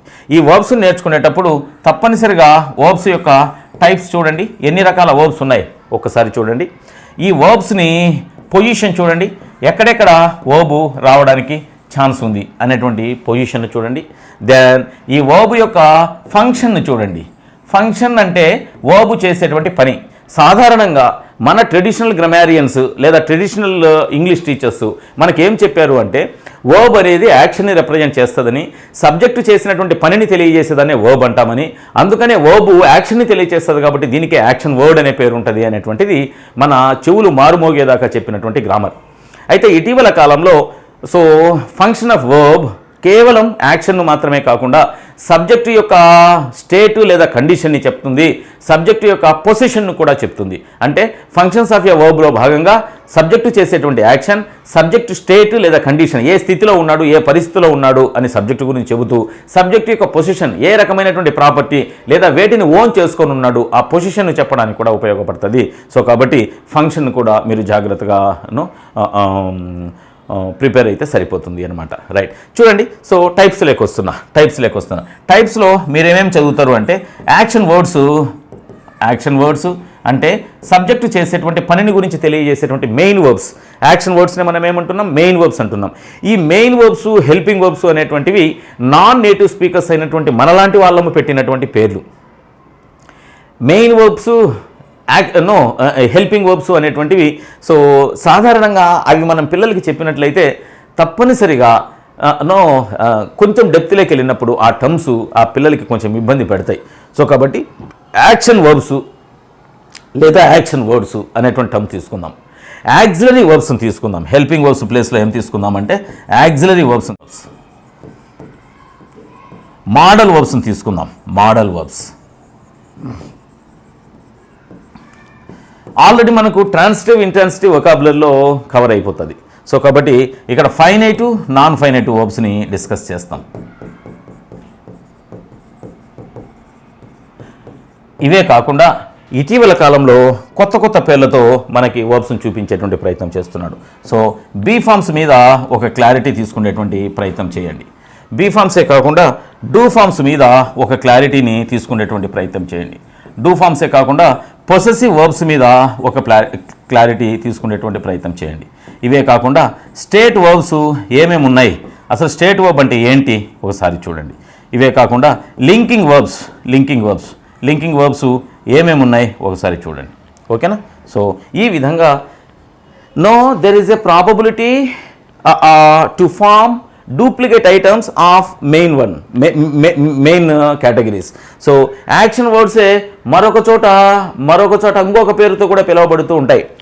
బీ ఫార్మ్స్ మరొక చోట ఇంకొక పేరుతో, అంటే ఇక్కడ బీ ఫార్మ్స్ అంటాం, ఇంకొక చోట వాటిని లింకింగ్ వర్బ్స్ అని అంటాం, ఇంకొక చోట బీ ఫార్మ్స్ని ఏమంటామంటే సో మెయిన్ వర్బ్స్ అనేటువంటి పేరుతో కూడా పిలుస్తూ ఉంటాం. సో కాబట్టి ఇన్ని ఉన్నాయా వర్బ్స్ అనేటువంటి ఆలోచన కాకుండా ఒక వర్బ్ సెంటెన్స్లో ఇచ్చినప్పుడు ఎన్ని రకాలుగా దాన్ని పిలవడానికి అవకాశం ఉంది అనేది అది చేసేటువంటి ఫంక్షన్ ఆధారంగా వస్తుంది. అది ఏ పని చేస్తుందో దానికి ఆధారంగా వస్తుంది, దాన్ని బేస్ చేసుకొని వస్తుంది. ఇన్ని రకాల వర్బ్స్ మీద మీకు క్లారిటీ ఉన్నట్లయితే రేపటి ఎగ్జామినేషన్లో సో తప్పనిసరిగా ప్రశ్నను మీరు ఆన్సర్ చేయడానికి ఛాన్స్ ఉంది. ఇందులో ఈ టైప్స్ ఆఫ్ వర్బ్స్ ఏవైతే ఉన్నాయో ఇందులో ప్రశ్న రావడానికి స్కోప్ ఉండేటువంటి ఏరియాస్ కొన్ని మీకు నేను ఇంట్రడ్యూస్ చేస్తా, అవి గట్టిగా ప్రిపేర్ అయితే సరిపోతుంది. సో ఇప్పుడు యాక్షన్ వర్డ్స్ ఉన్నాయి కదా, ఈ యాక్షన్ వర్డ్స్లో భాగంగా కాంజుగేటెడ్ ఫామ్స్లో మీకు ప్రశ్న రావడానికి ఛాన్స్ ఉంది. యాక్షన్ వర్డ్స్ యొక్క కాంజుగేటెడ్ ఫామ్స్. ఇప్పుడు చూడండి, నేను ఒక వర్బ్ తీసుకుంటున్నా. ఏం తీసుకుంటున్నా అంటే రైట్ తీసుకుంటున్నా. సో రైట్స్గా కనపడే అవకాశం ఉంది, రైట్ రోట్గా కనపడే అవకాశం ఉంది, రైట్ రిటర్న్గా కనపడే అవకాశం ఉంది, రైట్ రైటింగ్గా కనపడే అవకాశం ఉంది, రైట్ టు రైట్గా కనపడేటువంటి అవకాశం కూడా ఉంది. రైట్ అనేటువంటి వర్బ్ ఇన్ని రూపాలలో కనపడే అవకాశం ఉంది. వీటినే కాంజుగేటెడ్ ఫార్మ్స్ ఆఫ్ వర్బ్స్ అని అంటాం. ఈ కాంజుగేటెడ్ ఫార్మ్స్ని ఒక్కసారి మీరు చూడండి. ఇందులో మీరు వేరియేషన్స్ చూడండి. ఏంటి ఆ వేరియేషన్ అంటే, ఇప్పుడు చూడండి, రైట్కి మనకు 3 ఫార్మ్స్ చెప్పామంటే రైట్, రోట్, రిటర్న్ అని చెప్తాం. రైట్, రోట్, రిటర్న్ ఇది ఒక రకమైనటువంటి వర్బ్. కాల్కి చెప్పామంటే కాల్, కాల్డ్, కాల్డ్ ఇది ఒక రకమైనటువంటి verb. Okay, right, wrote, return 3 విడివిడిగా వేరువేరు రూపాలు ఉన్నాయి. Call, called, called. ఇక్కడ కాల్కి ఈడీ కలపడం వల్ల దాని యొక్క పాస్ట్ ఫామ్ అయింది కదా. డి కానీ ఈడీ కానీ కలపడం వల్ల బేస్ ఫామ్కి డి కానీ ఈడీ కానీ కలపడం వల్ల ఏర్పడినటువంటి వర్బ్స్ని ఏమంటామంటే రెగ్యులర్ వర్బ్స్ అని అంటాం. ఇంతకుముందు నౌన్స్లో మనం regular nouns, irregular nouns, singular plural చెప్పేటప్పుడు నేను ఇర్రెగ్యులర్ ప్లూరల్స్ అని చెప్పిన. ఈ రెగ్యులర్ అనేటువంటి మాట కేవలం నౌన్స్కే కాకుండా వర్బ్స్కి కూడా ఉంటుంది, కేవలం వర్బ్స్కే కాకుండా అడ్జెక్టివ్స్ కూడా ఉంటుంది. సో కాబట్టి ఈ ఇర్రెగ్యులర్ అనేటువంటి టర్మ్ మీద రేపటి ఎగ్జామినేషన్లో తప్పనిసరిగా ప్రశ్న రావడానికి ఛాన్స్ ఉంది. అవి నౌన్స్కు సంబంధించైనా, వర్బ్స్కు సంబంధించైనా, అడ్జెక్టివ్స్కి సంబంధించైనా. సో అక్కడ కొంచెం కాన్సన్ట్రేట్ చేసేటువంటి ప్రయత్నం చేసింది. ఈ కాంజుగేటెడ్ ఫార్మ్స్ ఏవైతే ఉన్నాయో ఈ కాంజుగేటెడ్ ఫార్మ్స్ మీదనో ప్రశ్న ఎలా రావడానికి ఛాన్స్ ఉంది అంటే, చూడండి, ఈ క్రింది వాటిలో ఇర్రెగ్యులర్ వర్బ్ ఏది? Irregular verb which of the below is an irregular verb అని అడగడానికి ఛాన్స్ ఉంటుంది. అంటే డి కానీ ఈడీ కానీ కలపకుండా మరి వేరే విధంగా ఏదైనా ఒక వర్బ్ దాని యొక్క పాస్ట్ ఫామ్ను పొందింది అంటే దాన్ని ఇర్రెగ్యులర్ వర్బ్ అని అంటాం. అలా కాకుండా అసలు సింపుల్ ప్రజెంట్లో లేదా ప్రజెంట్లో, పాస్ట్లో మరియు దాని యొక్క పాస్ట్ పార్టిసిపుల్ ఫామ్లో కూడా ఎటువంటి మార్పులు లేకుండా వచ్చేటువంటి వర్బ్స్ని అంటే నో చేంజ్ వర్బ్స్ అని అంటాం కదా. కట్ చెప్తాం కదా, పుట్ అని చెప్తాం కదా. అది ప్రజెంట్లో ఉన్న పుట్టే, పాస్ట్లో ఉన్న పుట్టే, మరియు పాస్ట్ పార్టిసిపుల్ ఫామ్లో ఉన్నా కూడా పుట్టుగానే వస్తుంది కదా. సో ఇటువంటి వాటిని అన్నింటినీ మనం ఏమంటామంటే ఇర్రెగ్యులర్ వర్బ్స్ అంటాం. ఇర్రెగ్యులర్ వర్బ్స్ మీదనే ప్రశ్న ఫ్రేమ్ కావడానికి ఛాన్స్ ఉంది. ఇర్రెగ్యులర్ నౌన్స్ మీదనే, ఇర్రెగ్యులర్ ప్లూరల్స్ మీదనే తప్పనిసరిగా ప్రశ్న ఫ్రేమ్ కావడానికి ఛాన్స్ ఉంది. ఇర్రెగ్యులర్ అడ్జెక్టివ్స్ మీదనే ప్రశ్న ఫామ్ కావడానికి ఛాన్స్ ఉంది. ఖచ్చితంగా వాటిని ఈ 3 కేటగిరీస్లో మీరు చూసే ప్రయత్నం చేయండి. ప్రశ్న ఎలా వస్తుంది అనేది నేను ఒక చిన్న ఎగ్జాంపుల్ చెప్పి, ఎందుకంటే నేను ప్రతిదాన్ని ఎలాబొరేట్గా డిస్కస్ చేస్తా పోతే మొత్తం చెప్పాలనుకున్నటువంటి విషయాన్ని మనం తక్కువ టైంలో చెప్పలేం కదా. సో మళ్ళీ దానికి సపరేట్ వీడియో చేసినప్పుడు సో దానిని పూర్తిగా ఎలివేట్ చేసేటువంటి ప్రయత్నం చేస్తాం. సరే, ఇర్రెగ్యులర్ వర్బ్స్ అని అంటున్నాం కదా. సో ఎట్లా అడుగుతాడు ప్రశ్న చూడండి. సియూటీ కదా, 3 V1 వర్బ్ 1 అంటే ప్రజెంట్లో ఇలా ఉంటుంది. సో పాస్ట్లో ఇలా ఉంటుంది. పాస్ట్ పార్టిసిపుల్ ఫామ్ కూడా ఇలానే ఉంటుంది. V1 V2 V3 కదా. సో వాడు అడగబోయేటువంటి ప్రశ్న ఏంటి అంటే, ఏదైనా ఒక సెంటెన్స్లో కట్ ఇచ్చి ఆ కట్ V1 V2 V3 చెప్పండి అని అనడానికి ఛాన్స్ ఉంటుంది కదా. లాజికల్గా క్లాస్ రూమ్లో మన క్లాస్ వినే పిల్లవాడికి ఏమైతే డౌట్స్ వస్తాయో అవే డౌట్స్ రేపటి ఎగ్జామినేషన్లో క్వశ్చన్లు కావడానికి ఛాన్స్ ఉంటుంది. ఓకే, సో ఏదైనా ఒక సెంటెన్స్లో కట్ ఇచ్చి అది present Fama, past Fama, past participle Fama కనుక్కోండి అని అనడానికి ఛాన్స్ ఉంటుంది. ఎస్, ఒకటి. రెండవది, నేను సో పుల్ అనేటువంటి ఒక వర్బ్ తీసుకుంటున్నా. దీనికి V2 ఏమవుతుంది? పుల్లుడు అవుతుంది. దీనికి V3 ఏమవుతుంది? V3 కూడా పుల్లుడే అవుతుంది. రేపటి ఎగ్జామినేషన్లో ఏదైనా ఒక సెంటెన్స్లో పుల్లుడని ఇచ్చి అది V2 V3 ఎందుకంటే V2 V3 సేమ్ ఉండేటువంటి వర్బ్ కదా ఇది. సో డి కానీ ఈడీ కానీ కలిపినప్పుడు V2 మరియు V3 సేమ్ ఉండేటువంటి వర్డ్స్ చాలా ఉంటాయి కదా. మరి సెంటెన్స్లో ఇచ్చినప్పుడు అది V2 V3 అంటే past Fama, past participle Fama కనుక్కోండి అని అనడానికి ఛాన్స్ ఉంటుంది. ఓకే, ఈ 2 కాకుండా ఇక మూడోది, ఏదైనా ఒక సెంటెన్స్లో బ్లాంక్ ఇచ్చి ఆ బ్లాంక్కు వర్బ్ ఫామ్ను సప్లై చేయండి. అన్నీ కూడా యాక్షన్ వర్డ్స్కు సంబంధించింది. Take it granted. దీని మీద ప్రశ్న లేకుండా క్వశ్చన్ పేపర్ను సెట్ చేయడం అసాధ్యం. ఎందుకు అంటే లాంగ్వేజ్లో అది ప్లే చేసేటువంటి రోల్ అలాంటిది.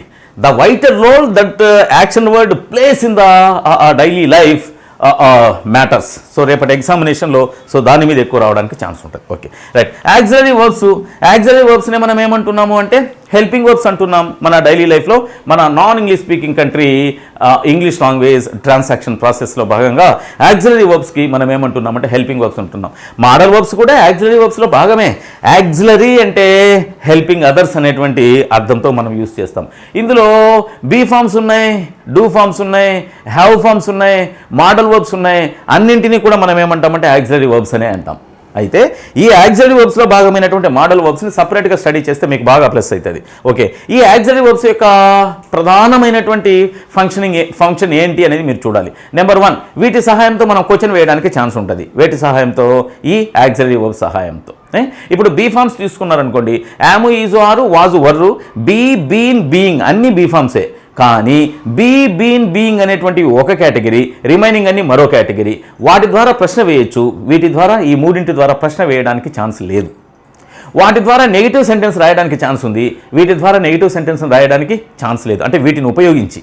ఓకే, సో ఎన్ఓటి నాట్ అనేటువంటిది మనం అంటే ఏదైనా ఒక సెంటెన్స్ నెగిటివ్ సెంటెన్స్, మనకు టైప్స్ ఆఫ్ సెంటెన్సెస్ ఉన్నాయి గ్రామర్లో.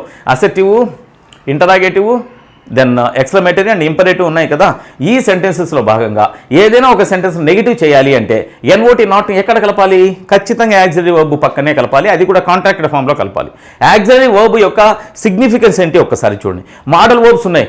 మనం మోడల్ వర్బ్స్ మన యొక్క మూడ్ని అండ్ మన యొక్క ఇంటిమసీ విత్ ద కౌంటర్ పార్టీని తెలియచేస్తాయి అన్నమాట మోడల్ వర్బ్స్. మోడల్ వర్బ్స్కే డిఫెక్టివ్ వర్బ్స్ అని కూడా పేరు. ఇవి టెన్స్ని కానీ లేదా ఏదైనా ఒక మూడ్ను కానీ ఎగ్జాక్ట్గా ఒకే రూల్ ప్రకారము ఇక్కడ మనం క్యాటర్ చేయలేం. I repeat, with the support of modal verbs we cater no time. So modal verbs సహాయంతో టెన్స్ని లేదా టైంని మనం ఎక్స్పెక్ట్ చేసే అవకాశం లేదు కాబట్టి వీటిని డిఫెక్టివ్ వర్బ్స్ అని కూడా అంటాం. Okay, can, could, shall, should, will, would, may, might, use to, must, ought to, and then need to, dare to, even simple కొన్ని వర్బ్ ఫార్మ్స్ ఉన్నాయి, has to, have to, had to అని. అన్నీ కూడా మోడల్స్గా act చేసేటువంటి అవకాశం ఉంది. So వాటిని ఒక్కసారి మీరు యాక్సిలరీ వర్బ్స్లో భాగమైనప్పటికీ సపరేట్ చేయండి. తప్పనిసరిగా మోడల్ వర్బ్స్ మీద ప్రశ్న రావడానికి ఛాన్స్ ఉంది.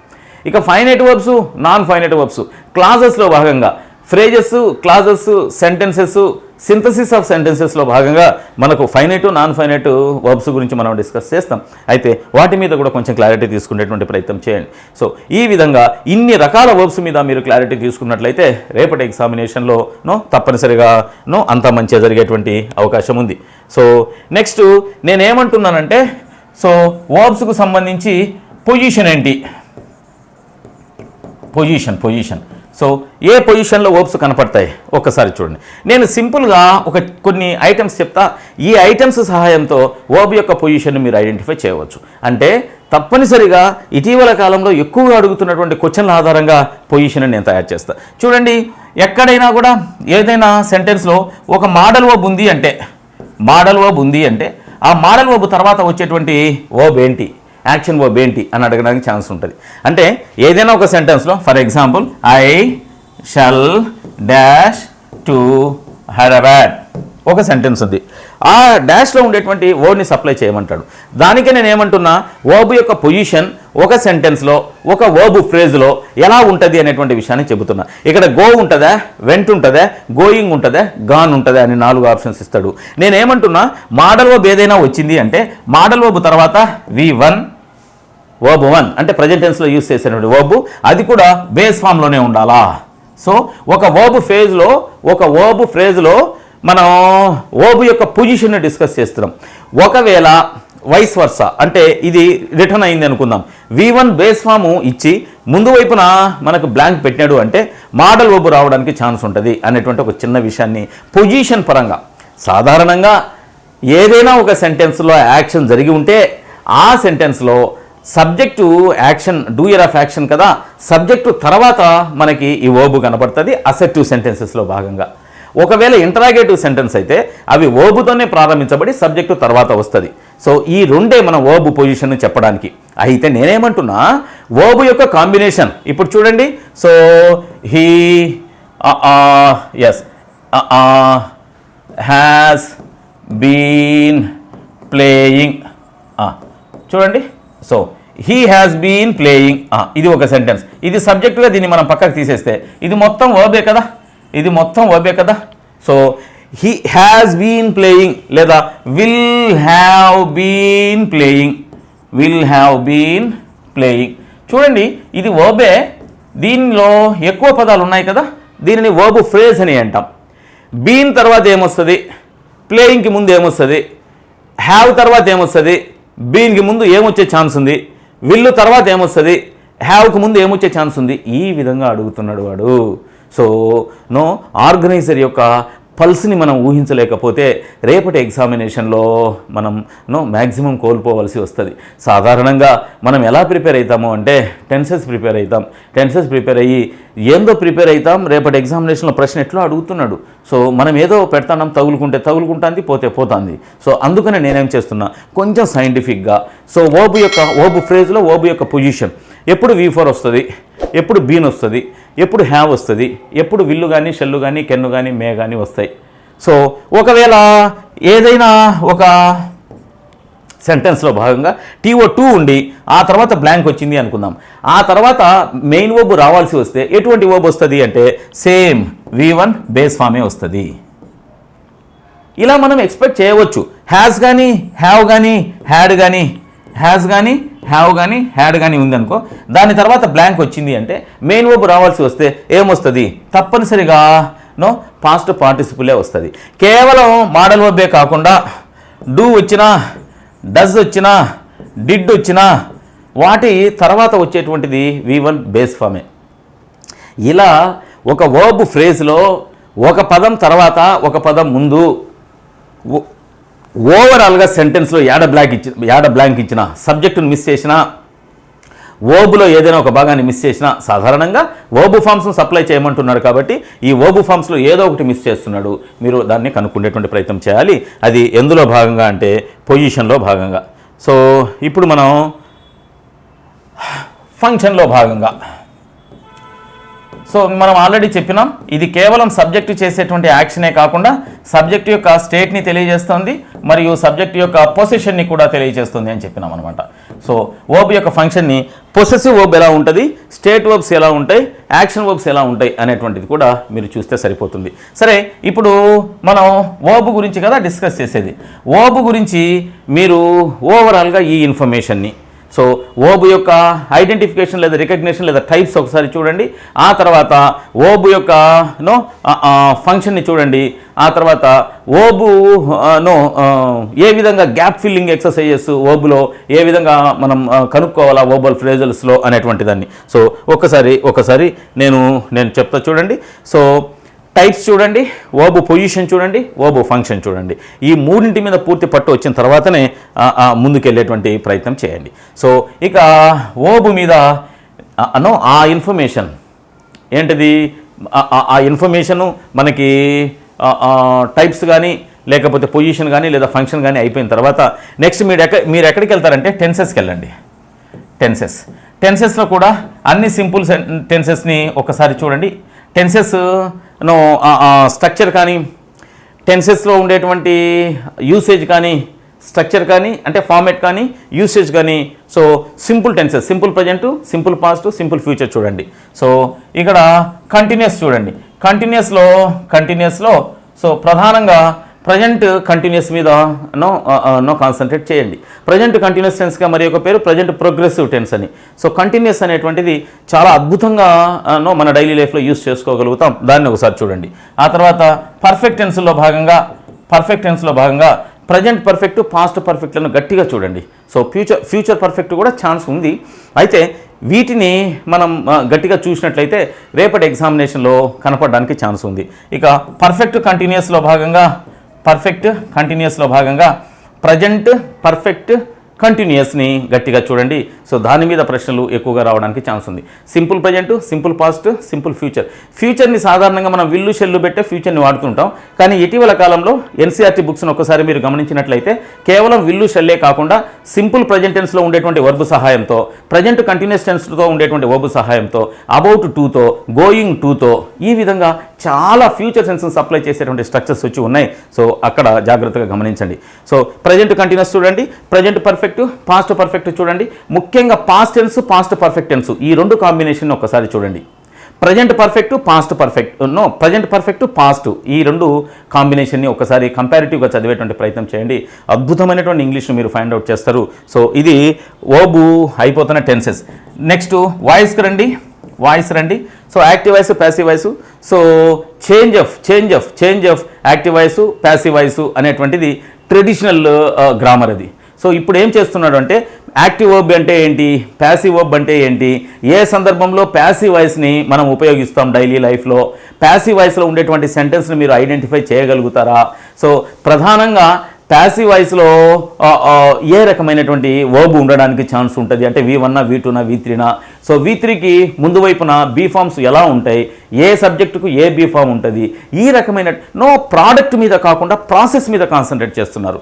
How to change a sentence from active voice to passive voice and vice versa కాకుండా what is the process to change a sentence from active to process ఎలా చేస్తున్నాం. Because we are teachers, we must know how to change a sentence from active to passive. What is the need of passive voice అని అడిగినాడు అనుకోండి పిల్లవాడు. So మనం పూర్తిగా ఆగిపోవాల్సింది వస్తుంది రేపు పోస్ట్ వచ్చిన తర్వాత క్లాస్ రూమ్లో. సో కాబట్టి వాయిస్ అనేటువంటిది కేవలం చేంజ్ ట్రాన్స్ఫర్మేషన్ మీద కాకుండా సో ప్రాసెస్ మీద కూడా. నెక్స్ట్ సేమ్ స్పీచ్ కూడా. గతంలో టెట్లో అడిగినటువంటి ప్రశ్నలు మీరు జాగ్రత్తగా గమనించినట్లయితే డైరెక్ట్ స్పీచ్ ఎలా ఉంటుంది, ఇండైరెక్ట్ స్పీచ్లో ఉండేటువంటి సెంటెన్స్ ఎలా ఉంటుంది, డైరెక్ట్ స్పీచ్లో ఉండేటువంటి సెంటెన్స్లో రిపోర్టింగ్ పార్ట్ ఏంటి, రిపోర్టెడ్ పార్ట్ ఏంటి, సో ఐడెంటిఫై చేయమని అడిగి ఉన్నాడు. మీరు డైరెక్ట్ స్పీచ్ నుంచి ఇండైరెక్ట్ లేదా రిపోర్టెడ్ స్పీచ్లోనికి సెంటెన్సెస్ను మార్చేది మాత్రమే నేర్చుకుంటే రేపటి ఎగ్జామినేషన్లో డైరెక్ట్ స్పీచ్లో ఉండేటువంటి సెంటెన్స్ 2 పార్ట్స్ మీద ప్రశ్న అడగడానికి ఛాన్స్ ఉంది. రిపోర్టింగ్ పార్ట్ ఏంది, రిపోర్టెడ్ పార్ట్ ఏంది. అందులో రిపోర్టింగ్ వర్బ్ మీద ప్రశ్న అడగడానికి ఛాన్స్ ఉంది. రిపోర్టెడ్ పార్ట్లో ఏ ప్రొనౌన్లు ఏంగా మారుతాయి అడగడానికి ఛాన్స్ ఉంది. రిపోర్టెడ్ పార్ట్లో వర్బ్స్ ఏ విధంగా మారుతాయి అని అడగడానికి ఛాన్స్ ఉంది. రిపోర్టెడ్ పార్ట్లో adverb of time adverb of place ఏ విధంగా మారుతాయి అని అడగడానికి ఛాన్సెస్ ఉన్నాయి. సో కాబట్టి కేవలం ట్రాన్స్ఫర్మేషన్ మీద కాకుండా ప్రాసెస్ మీద మీరు కొంచెం పట్టు సాధిస్తే సరిపోతుంది. అయితే ఆశ్చర్యకరంగా క్వశ్చన్ ట్యాగ్ని టెట్ 1 వాళ్ళకు పెట్టలే, టెట్ 2 వాళ్ళకు పెట్టినాడు. క్వశ్చన్ ట్యాగ్ను పెట్టలే, కానీ ఫంక్షనల్ ఇంగ్లీష్ అని ఒకటి పెట్టి ఉన్నాడు. అందులో క్వశ్చన్ ట్యాగ్ని ఖచ్చితంగా అడగడానికి ఛాన్స్ ఉంది. కాబట్టి క్వశ్చన్ ట్యాగ్ మీద కూడా ఇన్ఫర్మేషన్ చూసుకోండి. అంటే మనం డైలీ లైఫ్లో ఉపయోగించేటువంటి ఏదైతే లాంగ్వేజ్ ఉంటుందో ఆ లాంగ్వేజ్లో క్వశ్చన్ ట్యాగ్ తప్పనిసరిగా యూజ్ చేసుకుంటాం అన్నమాట. మీకు గ్రామటికల్ కాన్సెప్ట్స్లో గ్రామర్లో భాగంగా క్వశ్చన్ ట్యాగ్ అనే హెడ్డింగ్ కనపడలే, కానీ ఫంక్షనల్ ఇంగ్లీష్ అని ఒకటి పెట్టి ఉన్నాడు, అందులో అడగడానికి ఛాన్స్ ఉంటుంది. సో ఈ రకమైనటువంటి నేను ఏదైతే చెప్పినానో సో దీనిని మీరు జాగ్రత్తగా చూసి సబ్జెక్టు వర్బు అగ్రిమెంటు దీనికి యాడ్ చేసుకున్నారంటే టోటల్గా 50% క్వశ్చన్ పేపర్ మీ చేతిలోకి వస్తుంది. వర్బ్ యొక్క అప్లికేషన్స్ ఇది చూడండి. సో 50% క్వశ్చన్ పేపర్ వస్తుంది. ఇంకేం మిగిలింది, సో పార్ట్స్ ఆఫ్ స్పీచ్ అని ఒకటి ఉంటుంది, క్లాజెస్ అని ఒకటి ఉంటుంది, and then types of sentences, degrees of comparison, ఇవే మిగిలినాయి. ఇక లింకర్స్ అనేటువంటిది కంజంక్షన్స్లో పాటుగా మనం నేర్చుకుంటాం. సో అదంతా కూడా 50% ఛాన్స్ ఉంది. ఇప్పుడు నేను చెప్పినటువంటి దీనికి 50% ఛాన్స్ ఉంది. సో కాబట్టి ఈ విధంగా మనం ప్రిపేర్ అయినట్లయితే సో మనం వెకాబులరీ మరియు గ్రామర్ మీద పట్టు సాధిస్తాం. రీడింగ్ కాంప్రహెన్షన్లో భాగంగా నేను ఏవైతే చెప్పి ఉన్నానో discourses, dictionary skills, conventions of writing, reading comprehension దాని మీద కూడా మీరు సమయాన్ని కేటాయించండి. మనం ఆల్రెడీ డిక్షనరీ స్కిల్స్ని ఆ తర్వాత కన్వెన్షన్స్ ఆఫ్ రైటింగ్లో భాగంగా పంక్చువేషన్ మార్క్స్ మరియు క్యాపిటలైజేషన్ని డిస్కస్ చేసి ఉన్నాం కదా. సో దానికి ఎంత టైం కేటాయిస్తారో వొకాబులరీకి ఎంత టైం కేటాయించండి. అయితే గ్రామర్లో ఈ ఒక్క పార్ట్ను మీరు చూసినట్లయితే ఆల్మోస్ట్ 80% క్వశ్చన్ పేపర్ మీ చేతిలోకి రావడానికి ఛాన్స్ ఉంది. Thank you.